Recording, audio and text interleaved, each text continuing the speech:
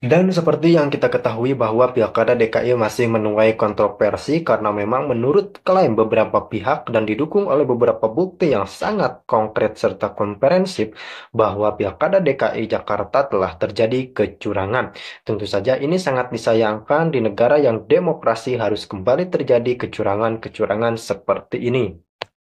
Dan memang untuk saat ini adalah kita memang tengah konsen untuk membahas terkait rekapitulasi suara Pilkada DKI. Oke, baik teman-teman. Jadi begini, KPU ini telah menunjukkan hasil yang mereka terima dan mereka olah datanya terlebih dahulu, langsung disebar dan langsung diumumkan secara konferensi pers dan kemudian mengundang beberapa tim pemenangan dari masing-masing calon. Kemudian dan banyak orang yang melupakan terkait poin satu ini. Begini rekan-rekan sekalian.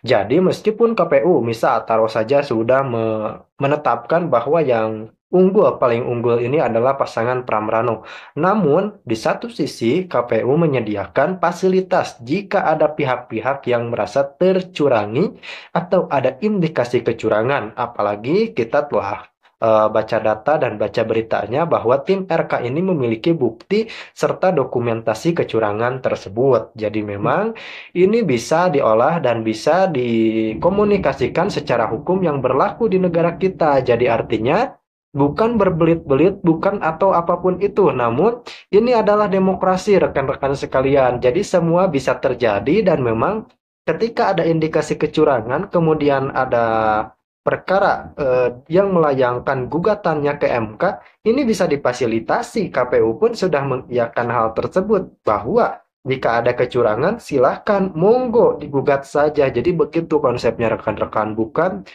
tim ini tidak terima kalah, tim ini tidak terima kalah, bukan seperti itu. Jadi begini mekanismenya. Seperti contoh tim RK, kita akan bahas dua tim pemenangan ya, RK dan Darmakun. Oke, kita bahas dulu terlebih dahulu tim RK. Tim RK ini melaporkan adanya kecurangan, kemudian mereka telah menyusun draft bukti untuk melaporkan ke Bawaslu, kemudian jika tidak ditindak, maka beliau akan melaporkan ke Dewan, ke jajaran Dewan Kehormatan Bawaslu. Dan kemudian tim Darmakun juga mengutarakan hal yang sama, intinya ada kecurangan. Bahkan yang saya katakan bahwa tim Darmakun ini sampai tidak mau menandatangani berita acara terkait hasil rekapitulasi tersebut. Ini artinya ada indikasi kecurangan, karena ini bukan menang kalah, namun terkait kejujuran dan bagaimana cara pihak yang menang meraih kemenangan dan bagaimana pihak yang kalah dikalahkan. Tentunya semua harus fair. Jika harus pemilu ini berjalan bersih dan lancar, tentunya kejujuran harus dijunjung tinggi oleh setiap pasangan. Jangan sekali-kali menghalalkan segala cara. Adalah bagian daripada rangkaian yang memang menurut kami tidak sesuai dengan apa yang kami harapkan, bukan tentang nilai, jumlah, tapi dengan proses yang begitu banyak, laporan-laporan yang telah dilakukan dan telah dilayangkan baik oleh tim kami maupun masyarakat sendiri ke Bawaslu. Terkait apa? Terkait permasalahan-permasalahan ketidakprofesionalan yang dilakukan oleh KPU. Pertama, di sini kami akan menyampaikan alasan-alasan mengapa kami melakukan langkah tersebut dan dengan tujuan apa kami melakukan langkah-langkah tersebut. Bisa kami jelaskan mengenai apa yang sebenarnya terjadi, bahwa rangkaian kegiatan mulai dari proses pasca, yang kami katakan pasca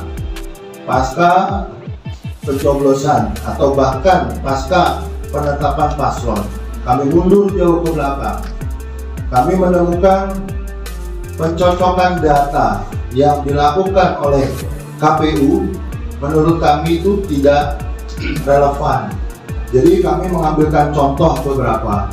Di sini ada gambar-gambar mungkin yang teman-teman semua punya di rumah masing-masing, ya, baik berkaitan dengan pilpres maupun pilkada atau dengan kata lain pileg.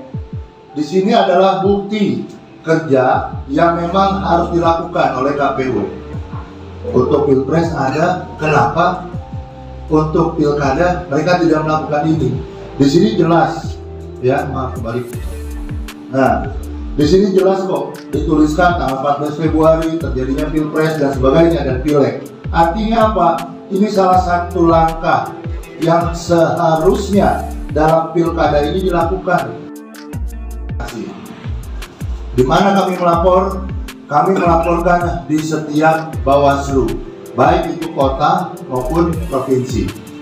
Akan tetapi dari ratusan pelaporan yang sudah kami buatkan, tidak ada satupun yang ditindaklanjuti dengan keluarnya baik itu rekomendasi atau solusi. Andai kata laporan kami ini atau laporan masyarakat ini tidak memiliki dasar atau memang tidak memenuhi unsur dan sebagainya, sudah selayaknya dan seharusnya setiap pelapor yang melaporkan permasalahan ini mendapatkan satu jawaban.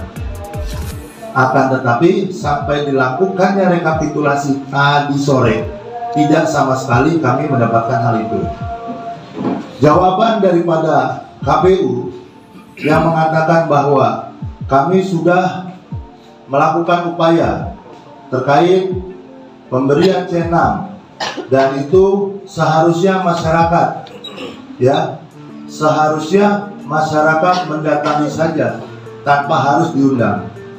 Dan sekali lagi telah menjilat ludahnya yang sudah dia buat peraturannya sendiri. PKPU-nya sudah dibuat oleh yang bersangkutan. Di sini jelas saya bacakan lampiran 3 berkaitan dengan peraturan KPU nomor 17/2024 tentang pemungutan suara dan seterusnya. Di sini surat pemberitahuan pemungutan suara kepada pemilih. Ini yang kami katakan namanya form C pemberitahuan. Tadi dianulir bukan C6, nggak masalah. Narasi yang dibangun dalam form ini adalah aturannya, bukan kami mengada-ada. Selama ini dikatakan cukup pakai KTP, cukup pakai KTP. Di sini saya bacakan. Bersama ini diberitahukan bahwa kelompok penyelenggara pemungutan suara dalam kurung KPPS mengundang saudara atau saudari dengan nama ini, laki-laki atau perempuan dengan nik sekian, untuk memberikan suara pada pemilihan serentak di tahun 2024 yang akan dilaksanakan pada hari dan seterusnya. Kawan-kawan, bahasanya adalah mengundang. Jadi adalah kewajiban KPU melakukan pengundangan kepada pemilih. Bukan kewajiban pemilih harus datang dengan KTP kalau tidak terima undangan. Dibantu anggota KPPS mengumumkan hasil dan waktu pemungutan suara paling lambat 4 hari. Yang secara total anggaran ini hampir 1 triliun diterima oleh KPU DKI Jakarta, digunakan untuk apa? Kalau secara teknis yang begini, PPK atau PPS-nya tidak memahami